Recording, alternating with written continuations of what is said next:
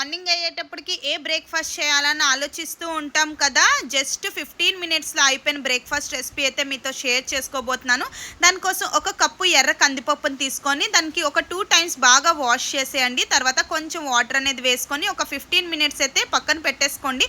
ఒకవేళ మీ దగ్గర 15 minutes time లేకపోతే వెంటనే మిక్సీ జార్లో వేసేసుకొని దోశ బ్యాటర్ కన్సిస్టెన్సీలో అయితే ప్రిపేర్ చేసేయాలి.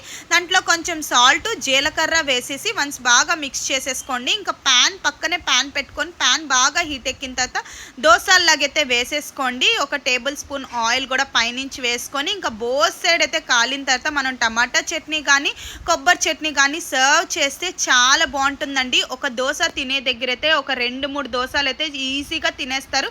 చాలా క్రిస్పీగా కూడా వస్తుందన్నమాట. తప్పకుండా ఇలా ఒకసారి ట్రై చేయండి. మరి నా వీడియో మీకు నచ్చినట్టయితే లైక్ చేసుకోండి అండ్ సబ్స్క్రైబ్ చేసుకొని అయితే అస్సలు మర్చిపోకండి. Bye bye.